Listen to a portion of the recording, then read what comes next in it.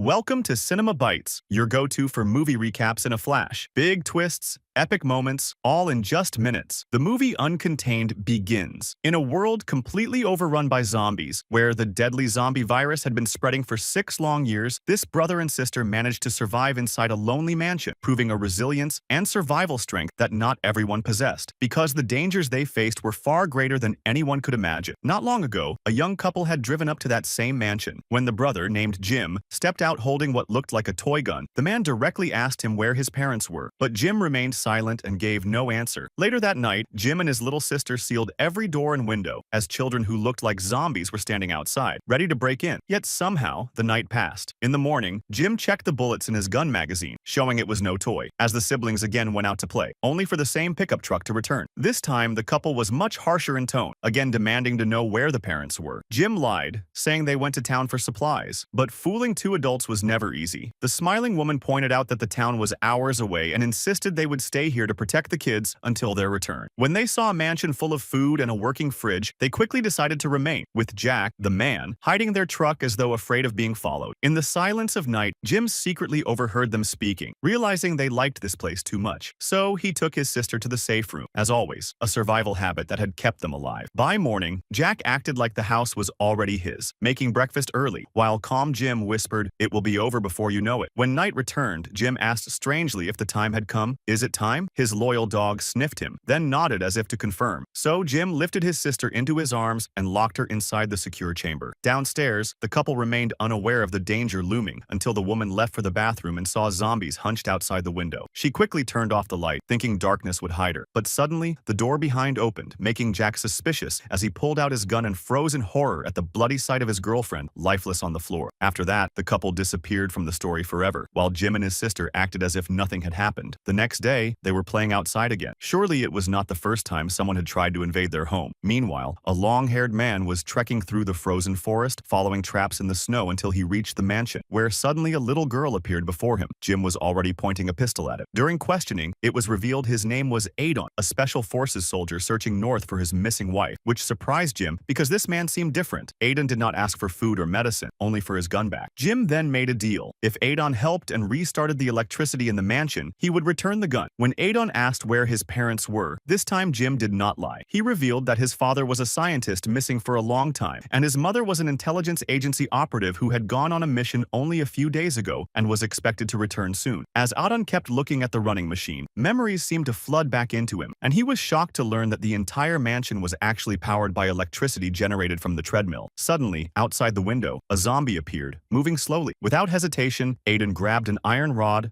rushed out, and killed it. But when he returned covered in blood, Jim screamed angrily, asking why he killed it. Since all the glass was bulletproof, no matter how many zombies came, they could never break in. Though Adon was scolded, he began to feel even more compassion for the siblings. He climbed on the treadmill himself and decided to generate power manually, running through the night until he nearly collapsed. At some point, Jim's little sister approached, circling him for a moment before wrinkling her nose and laughing as she said he smelled bad, then ran away, making Adon rush to the bathroom for a shower. Soon after, the little girl returned with a hairpin to gift him. Meanwhile, Jim had already gone outside early in the morning to check the traps with his sister, as they did every day since that was their first line of defense. Once again, a living zombie had been caught in one of the snares. Inside the mansion, Adon ate breakfast before finding the old workplace of Jim's mother, where pictures and a car key lay on the table. Sprinting to the garage, he discovered the vehicle broken and useless. Then, noticing a small room in the corner, he thought it might be a tool room and tried to enter. Just then, Jim, returning from outside, shouted loudly, stopping him. After spending more than a day together, the siblings began to believe Adon was not a bad man, even no longer sleeping in the security chamber. Though strangely, Jim handcuffed himself for reasons unknown. Just before dawn, Adon was awakened by footsteps outside, realizing Jim had gone again on his patrol toward the same old trap where yesterday's zombie was still stuck. And while Jim was still thinking, Adon arrived, believing the trapped zombie might actually be Jim's mother, and was about to grant her release. But Jim raised his gun once more and stopped him, making Adon furious as he stormed back to the mansion and forced open the tool room door that Jim had tried to keep him away from. Inside the room, a mat was spread on the floor, and muddy claw marks scratched across the wall, showing clearly that a zombie had once been kept imprisoned there. And Adon's suspicions grew stronger when suddenly, the sound of an engine came from outside as new survivors arrived, circling the mansion with weapons and bad intentions. And though Adon had no gun. He could do nothing while Jim, returning from her mountain patrol, watched everything from afar. And her little sister waved frantically from the second-floor window. But then Adon suddenly appeared and attacked directly, killing one of them, which gave Jim relief as the others, seeing every window and door sealed, quickly retreated to their vehicle and drove away. And after this moment, Jim finally trusted Adon enough to return his weapon, yet Adon felt a strange pull inside, as if it might soon be time for him to leave, though he was not sure why. And that night in his dream, he once again heard the desperate voice of his wife calling him, and by morning, he had made a decision to take the siblings with him on his journey to find her, believing both his mission and their safety would be achieved. But Jim refused immediately, saying he would stay here and wait for his mother's return. And before more could be spoken, chaos erupted outside, as the same bandit returned with reinforcements and captured Jim's sister. While guns were drawn on both sides, ready for a deadly clash, shots rang out from a distance, dropping two raiders instantly as Adon charged forward, rescuing the girl and discovering the shooter was none other than Jim's mother, Lena, a secret agent. Though in that moment, Adon himself was shot in the chest and collapsed, and nobody knew how much time passed before he awoke with his wound mysteriously healed and his body tied by rope. And Lena revealed to him the truth, that normal infected lost their minds and were driven only by hunger and thirst. But a rare kind of special infected kept their intelligence,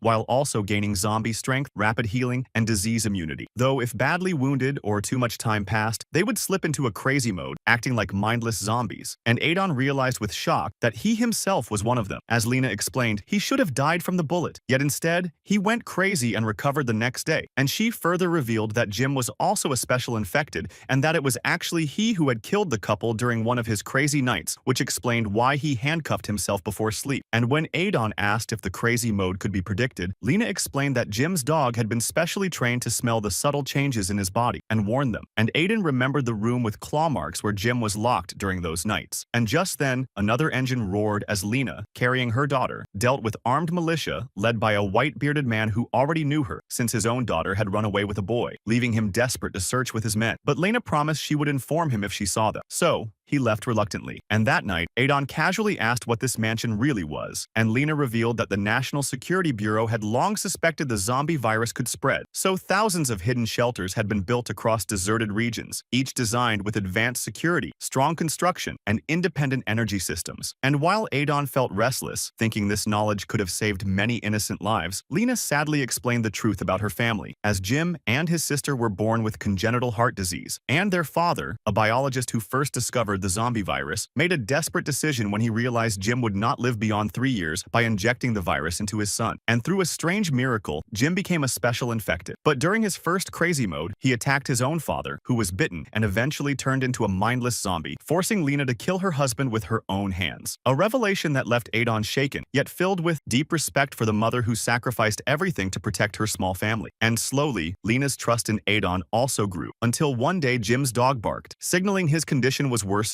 and Lena locked him inside while horrifying screams echoed through the room, breaking her heart, though she silently sat outside knowing there was no other way, when Adon placed his hand on her shoulder and promised he would stand guard, showing the strength of having a man in the house. But none of them expected Jim's sister to suddenly collapse while playing outside, her heart disease flaring once again with no advanced medical treatment available. And Adon suggested infecting her with the zombie virus like Jim in hopes of a miracle, but Lena refused firmly, saying Jim's survival was 1 in a million, and her daughter had already endured far too much pain. In the end, both of them decided to let the little sister go peacefully, and Jim, Lena, and Adon together carried out her final journey. And after that, the time came for Adon to leave. Even though Jim and Lena begged him to stay, yet he stood firm and set out once again to search for his wife, leaving the home suddenly emptier, as Lena and her children felt the silence of loss settle across the mansion. Meanwhile, in the nearby forest, the men of the white-bearded leader discovered the hidden car that Jack had once concealed, proving the old saying true that tragedy becomes story, because the very couple who had once tried to seize the mansion were the same people who had run away with the white-bearded man's daughter. And now, with the vehicle's location exposed, the closest safe house was Lena's mansion. So the militia resolved to investigate it again. Meanwhile, Adon, sleeping in the snow, awoke to the sound of hurried footsteps. When he looked outside, he saw multiple tracks across the snow, along with fresh tire marks leading directly to Lena's home, filling him with anxiety as he sprinted down the path until he saw from afar that the mansion had been completely overtaken by the militia. Inside, the white-bearded man accused Lena of hiding the truth about his daughter, since his men had found a small belonging of hers in the house, leaving leaving Lena speechless with no defense. While Aiden quietly breached the perimeter and slipped inside, he discovered Jim hiding in the kitchen. After assessing the enemy numbers, he drew his weapon and moved through the shadows like a god of death, silently eliminating each guard until he reached the main hall, where multiple guns were suddenly aimed at his head. But to everyone's shock, Aiden pressed a knife to his own throat, slashing it open, making the militia freeze in disbelief, while only Lena understood his intent as she quickly carried Jim out of the hall. And just as Lena had expected, within moments, Aiden fully transformed into his uncontrollable crazy mode, becoming an unstoppable force, tearing through the entire gang until none were left. But this time, Lena had not restrained him beforehand, and was forced to flee with her son into the night as Aiden's roars drew countless zombies